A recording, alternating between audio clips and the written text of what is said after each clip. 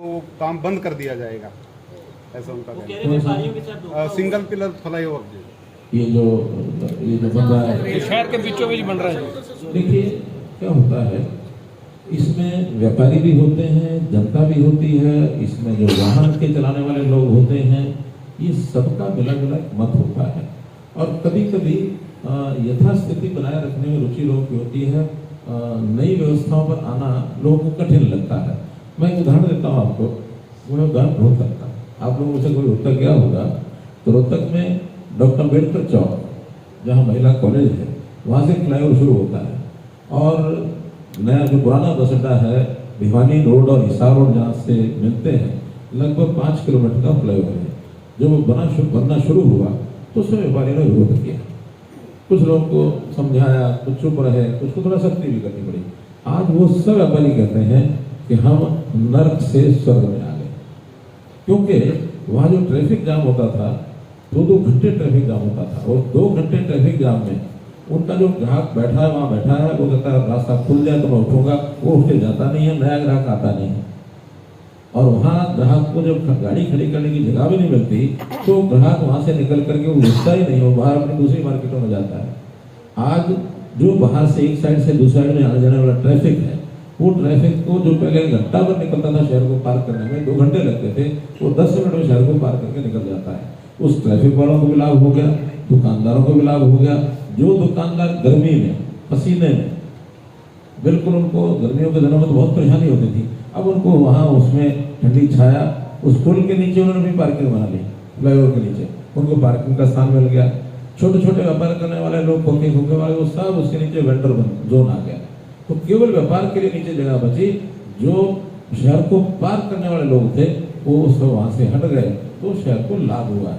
आज जो व्यक्ति सेक्टर 13-14 साइड से और जिसको रेलवे स्टेशन जाना है, वो ट्रैफिक पूरा उसमें निकलता है। अगर वो ट्रैफिक सारे का सारा बाहर जाता है तो नीचे केवल ग्राहक बचेगा, केवल व्यापारी रहेगा। व्यापारी और ग्राहक उसका अपना एक संबंध है, उनको जितनी सुविधा हो जाती है उसका उनको लाभ होता है। आज उनको लगता होगा कि हमारा काम प्रेजेंट बंद हो जाएगा, क्योंकि स्वाभाविक है जब निर्माण होता है तो कुछ समय वो उनको परेशानी सहन करनी पड़ेगी। उस पर आपकी क्या राय है? उम्र कैद की सजा सुनाई गई है, 40 साल लंबे समय से ये मामला लंबित पड़ा था। किसी भी नीचे के जो कोर्ट होते हैं वहाँ इफ बट्स लोग लगा करके अपनी शंकाएं व्यक्त कर सकते हैं, लेकिन जब कोई चीज सुप्रीम कोर्ट के द्वारा फैसला किया जाए तो हमेशा उसी को मानना होता है, वही अच्छा है। वैसे तो फैसला अपने आप में अच्छा है, लेकिन सुप्रीम कोर्ट ने किया है तो इसके आगे कुछ नहीं है। सुप्रीम कोर्ट ने जो फैसला किया वो अच्छा किया है।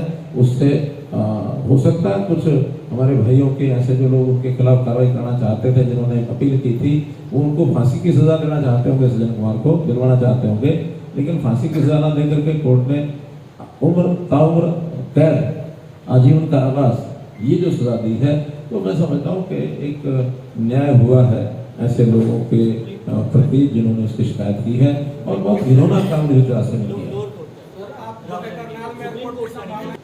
देखिए अभी भी हमारा जो एयरपोर्ट का विस्तार है उसके लिए जमीन हमने ले ली है, शायद कितने 28 एकड़ कितनी थी लगभग, लेकिन उसके विस्तार के लिए जो 3000 फुट का पट्टी है उसको 4000 फुट 5000 तक, उसमें एक सड़क गांव की आती है, तो उस गांव के लोग थोड़ा बना रहे हैं कि थोड़ा सा ऊपर से घूम कर आना पड़ेगा, तो उसके लिए ही प्रकरण चल रहा है। बाकी उसका विस्तार का योजना पूरी बन चुकी है और वो बड़े जहाज जहाँ कर सकेंगे, अभी तो बहुत छोटे जहाज। सर रैपिड मेट्रो कब तक पहुंच जाएगी? करनाल का काम शुरू होगा रैपिड मेट्रो का, क्योंकि ये विषय हमारे डिपार्टमेंट से जुड़ा हुआ है।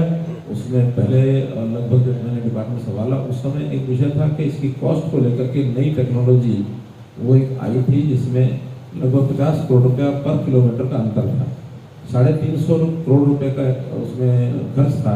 अभी नई टेक्नोलॉजी उसको जरा अध्ययन करने में उसको सारा फाइलों पर क्लियर हो जाए, सब उसकी टेस्टिंग हो जाए, तो वो 300 करोड़ पर आई है, वो क्लियर हो चुका है। अब उसकी DPR बाकी सब बन रहे हैं, बहुत जल्दी कैबिनेट में फैसला होगा और ये करनाल तक का RRTS अगले साल में कभी भी शुरू होगा। सर चुनावी प्रचार में आप पहुंचे हैं, 20 पार्षद और मेयर उम्मीदवार रेणु बाला गुप्ता यहाँ पर बैठी हैं, तो क्या कुछ करनाल के लोगों से आज अपील करने आए थे? क्या कुछ मैसेज आपने दिया करनाल की जनता को?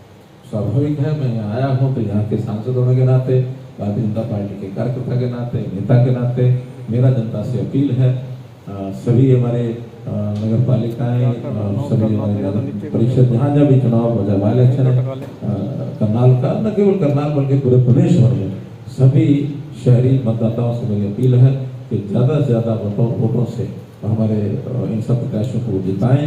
और मैं विश्वास दिलाता हूँ कि जैसे हमारी प्रदेश सरकार लगातार तीसरी टर्म हम लोग आगे बढ़ रहे हैं, अच्छा काम कर रहे हैं, केंद्र में तीसरी बार सरकार बनी है, मोदी जी के नेतृत्व में अभी अच्छा काम कर रहे हैं, ऐसे ही करनाल में भी तीसरी बार बन रही है, कहीं दूसरी बार बनेगी।